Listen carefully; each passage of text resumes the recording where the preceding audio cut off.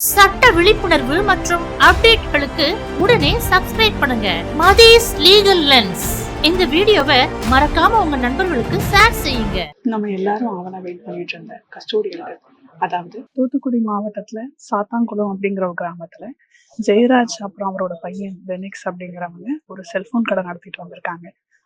Corona டைம்ல ரூல்ஸை மீறி 8 மணிக்கு மேல அவங்க கடை திறந்து வச்சிருந்திருக்காங்க. அப்போ போலீஸுக்கும் இந்த குடும்பத்துக்கும் நடந்த வாக்குவாதம் தான் கடைசியில இவங்களோட மரணத்துல போய் முடிச்சுது. இந்த கேஸ்ல 9 போலீஸுமே குற்றவாளி அப்படின்னு சொல்லி ஆனரபிள் கோர்ட் தீர்ப்பு கொடுத்திருக்காங்க.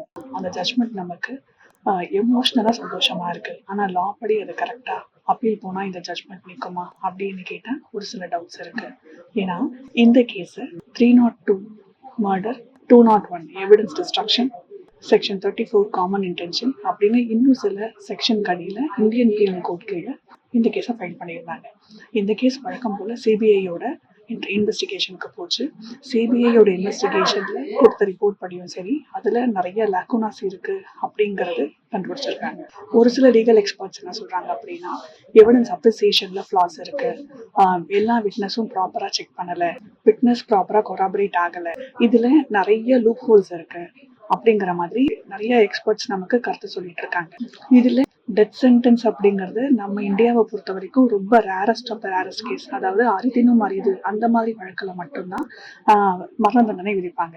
ஸோ இந்த குற்றம் அரிதினும் அரிதா அப்படிங்கிற ஒரு கேள்விதான் எல்லா இடத்துலயும் இருக்கு.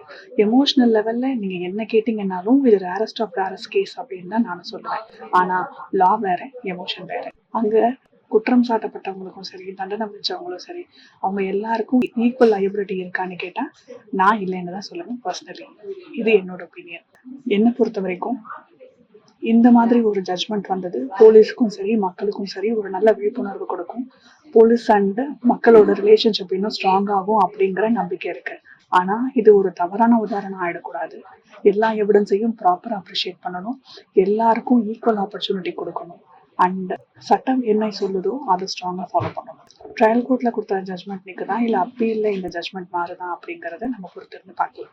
ஒரு பிரின்சிபல் தனக்காக நீ இந்த விஷயத்த பண்ணு அப்படின்னு கொடுத்த பவர் ஆஃப் அட்டார்னி அவர் உயிரோட இருக்கிற வரைக்கும் தான் செல்லும். இன்கேஸ் அந்த பிரின்சிபல் இறந்ததுக்கு அப்புறம் அந்த பவர் ஆஃப் அட்டார்னி பிரின்சிபல் உயிரோட இருக்கிற மாதிரியே சில சொத்து பரிவர்த்தனைகள் செஞ்சாங்க இல்ல ஏதாவது கைமாத்தி கொடுத்தாங்க அப்படின்னா அது மோசடி. சோ அந்த மாதிரி டிரான்சாக்சன்ஸ் எதுவுமே செல்லாது.